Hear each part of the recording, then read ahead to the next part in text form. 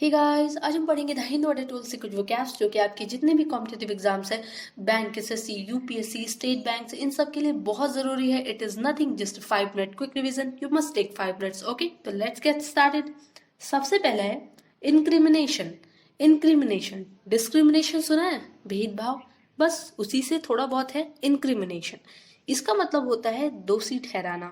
कोई भी क्रिमिनल है, अगर आपको लग रहा है कि हाँ उसने वो क्राइम किया हुआ है, तो आप क्या करोगे, उसको इंक्रिमिनेशन करोगे। जैसे आपने सुना होगा मोलिस्ट करना, ये सब क्या है, एक उसे एक फील कराना। तो वही इंक्रिमिनेशन का भी मतलब होता है दोषी ठहराना। ओके, उस पर दोष मढ़ना। द एक्ट और process of making someone seem guilty, यानी कि कुछ ऐसा करना या कोई ऐसा प्रोसेस करना जिससे सामने वाला क्या करे, गिल्टी फील करे, उसको बताना कि हाँ तुमने गलत किया है। Okay, specially of a crime, किसमें, क्राइम में।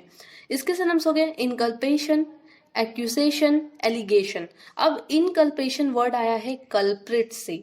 कल इनकल्पेशन से ही मिलता जुलता एक वर्ड है कल्प्रिट। आपने सुना होगा कल्प्रिट की हिंदी मीनिंग होती है जो क्रिमिनल होता है उसे कहते हैं। ओके, अपराधी को कहते हैं। तो इनकल्पेशन कहने का मतलब उसे हम क्या कर रहे हैं, इनकल्पेट कर रहे हैं, यानी कि हम उस पर दोष मढ़ रहे हैं। किस पे, कल्प्रिट पे। ओके, नेक्स्ट है अक्विट। अक्विट, अक्विट की हिंदी मीनिंग होती है बरी करना। अब क्विट आपने सुना है ना, क्विट करना। जैसे आपने अगर केबीसी देखा होगा तो उसमें क्या होता है कि अमिताभ बच्चन पूछते हैं कि आप क्या करना चाहेंगे, आगे खेलना चाहेंगे या क्विट करना चाहेंगे। तो जो वही क्विट यानी कि छोड़ देना, हट, अब इस गेम से नहीं खेलना है, मतलब हट जाना है। तो उसी से वर्ड ये आया है अक्विट, यानी कि बरी करना। स्पेशली अगर किसी पे कोई क्राइम लगा हुआ है, ओके, कोई भी इंसान कस्टडी में है, तो उसे वहां से क्या किया गया, मतलब कोर्ट ने उसको, कहते ना, बाइज्जत बरी किया जाता है, तो वही चीज है बरी करना, उसे छोड़ देना। उसके ऊपर जो भी क्राइम है उसको, उससे उसको डिस्चार्ज कर देना। Okay, to state formally that a person is not guilty of a crime. Okay, यानी कि एक स्टेट के थ्रू, किसी के भी थ्रू, जो पर्सन है उसे उस जिसने अगर वो क्राइम किया है या नहीं किया है, तो उसे क्या करना, गिल्टी नहीं फील कराना। ओके, यानी कि उसे बरी कर देना। इसके सिनम्स एक्सकल्पेट। अब देखो ये भी वही से आया है कल्प्रिट। कल्पेट यानी कि कल्प्रिट, यानी कि अपराधी अब एक्स हो चुका है, यानी कि वो पुराना कोई था, जो पुराना अपराधी था, अब वो क्या है, उसने वो अपराध नहीं किया, इसलिए उसको बरी कर दिया गया है। ओके, या फिर अगर किया भी है तो अब उसे क्या कर दिया गया, बरी करना ही क्या कहलाता है, एक्सकल्पेट। हाँ, इसके सनम से ये। और emancipate, exonerate and let someone off, किसी को क्या कर देना, ऑफ कर देना। अब ऑफ यानी कि वो डेथ वाला नहीं होता है ऑफ। ओके, यानी कि बरी करना, छोड़ देना, लेट समवन ऑफ। ठीक है, तो ये आपका ये एक फ्रेजल वर्ब है, लेट समवन ऑफ। ओके, तो अक्विट याद रखना है इसका आप लोग। नेक्स्ट है डिटेनी। डिटेनी की हिंदी मीनिंग होती है नजरबंद।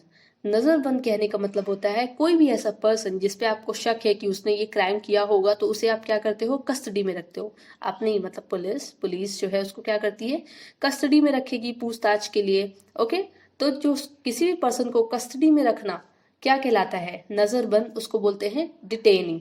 ओके, इसके synonyms captive, slave and prisoner. Prisoner का मतलब कैदी होता है, लेकिन हम इसको लिख सकते हैं इसके सरनम्स के तौर पे। Okay, next डिटेंट।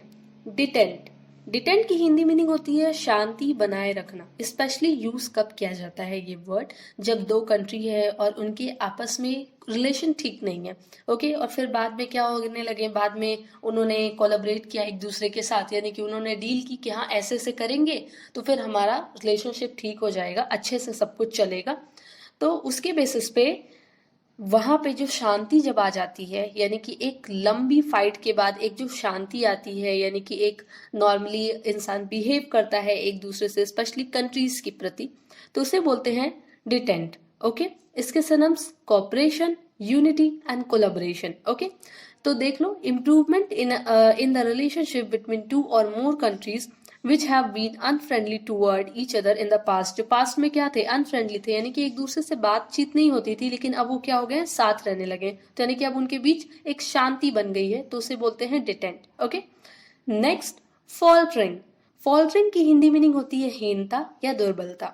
अब फॉल्टरिंग आप इसको ऐसे पढ़ सकते हो, फॉल से। फॉल का मतलब होता है कोई चीज गिर जाना। अब गिर जाना यानी कि दुर्बल होते जाना, वीक होते जाना। आप पहले स्ट्रांग थे, अब आप दुर्बल हो जा रहे हो, यानी कि गिर गए हो एकदम। हीनता यानी कि एकदम कमजोर होते चले जाना, तो ऐसे आप लर्न कर सकते हो faltering. Okay, to become weak और to lose confidence and determination, यानी कि अपनी दृढ़ता या फिर अपनी जो कॉन्फिडेंट होती है वो क्या करना, खो देना, उसको लूज कर देना, खत्म कर देना, क्या कहलाता है, फॉल्टरिंग। ओके, इसके सिनोनिम्स हो गए hesitate, vacillate, oscillate and get cold feet. Okay, get cold feet. तो गेट कोल्ड फील्ड एक फ्रेजल वर्ब की तरह है। ओके, फॉल्टरिंग का यानी कि एकदम ठंडे पैर, पैर ठंडे हो जाना, इसका मतलब आपने सुना होगा ना कि पैर ठंडे हो गए, यानी कि अब हम डर जाना बहुत ज्यादा, एकदम कमजोर महसूस करना कि हाँ मुझसे नहीं होगा। जैसे एग्जाम टाइम में कभी कभी आप जाते हो, बैठते हो, तो पेपर के आने से पहले आप एकदम आपके पैर ठंडे हो जाते हैं, डर लगता है अंदर से कि कैसा आएगा पेपर, तो बस वही चीज है। ओके, नेक्स्ट है मैकब्रे। मैकब्रे की हिंदी मीनिंग होती है भयंकर। अभी आप कई बार पढ़ चुके हो मैकब्रे सिनोनिम्स में।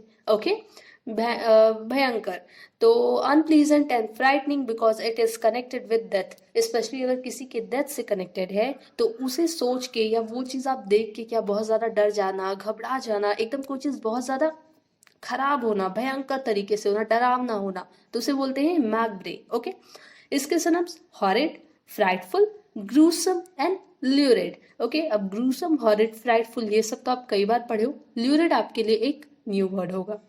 नेक्स्ट है थॉट। ध्यान से सुनना, मैंने थॉट नहीं बोला है, थॉट बोला है। क्या बोला है, थॉट, आर वर्ड आ रहा है। ओके, इसकी हिंदी मीनिंग होती है बिगाड़ना, यानी कि रून कर देना, किसी भी चीज को खराब कर देना पूरी तरीके से, स्पेशली किसी सिचुएशन को। ओके, यानी कि या फिर आप क्या कर रहे हो कि कोई पर्सन कोई काम करने जा रहा है और आपने उसको, उसका काम बिगाड़ने के लिए आपने बीच में इंटरप्ट कर दिया। ओके, तो वहां पे भी क्या होता है, उसे रोक दिया, तो वो भी आप क्या कर रहे हो कि बिगाड़ रहे हो, कोई चीज थॉट कर रहे हो। ओके, तो stop somebody doing what he plan to do. Okay, यानी कि किसी भी पर्सन को रोकना, कुछ भी काम वो अगर वो करने जा रहा है उसके काम को बिगाड़ने के पर्पज से, तो थॉट बोलते हैं उसको। इसके synonyms depolarize, mess, ruin and dissipate. Next imperious. अब इम्पीरियस वर्ड आया है इंपीरियल से। इंपीरियल आप लोग कई बार सुने होंगे, एक शाही। ओके, शाही यानी कि जो राजा के टाइम का कोई भी चीज जो राजसी होता है, दिखने में काफी रॉयल लुक दे, वो क्या बोलते हैं, शाही। ओके, तो expecting people to obey you or treating them as if they are not as important as you। Okay, तो imperious का मतलब ये होता है कि शाही कहना। जैसे आप कहीं गए पार्टी में, किसी भी पार्टी में गए और आप किस लोगों से ये एक्सपेक्ट करते हो कि लोग आपको एक स्पेशल ट्रीटमेंट दें, यानी कि आप वहाँ उस पार्टी के एक अटेंशन सीकर बन जाओ, मतलब लोग सिर्फ आप पे फोकस करें और आपको सबसे ज्यादा से ज्यादा इंपॉर्टेंस दे जितना वो किसी को नहीं देते हैं, तो आपको एक शाही ट्रीटमेंट मिले, यानी कि एक इम्पीरियस ट्रीटमेंट मिले, आप वहाँ क्या हो, एक इम्पीरियस हो। ओके, एक इम्पीरियस पर्सन हो, तो यही है शाही। इसके synonyms regal, arrogant and officious. Okay, royal भी होता है। नेक्स्ट है आइडलिक। आइडलिक की हिंदी मीनिंग होती है सुखद, यानी कि कोई चीज जब बहुत अच्छी होती है, कहते हैं ना एक सुखद न्यूज है, यानी कि एक आइडलिक न्यूज है, अच्छी न्यूज। ओके, आइडलिक का मतलब होता है अच्छी, सुखद, जो मन को क्या करे, एकदम खुश करे। तो वेरी प्लीजेंट, पीसफुल और परफेक्ट, यानी कि एकदम परफेक्ट हो, शांति भरा हो और बहुत ही अच्छा हो, प्लीजेंट हो। ओके, इसके सिनोनिम्स हो गए idealized, pastoral and bucolic. Bucolic. Okay, next and last आपका एक फ्रेजल वर्ब है विश अवे। विश अवे की हिंदी मीनिंग होती है, अब देखो, आशा है कि समस्या दूर होंगी। स्पेशली अगर कोई इंसान प्रॉब्लम में होता है तब आप वहां पे जाके बोलते हो कि विश अवे।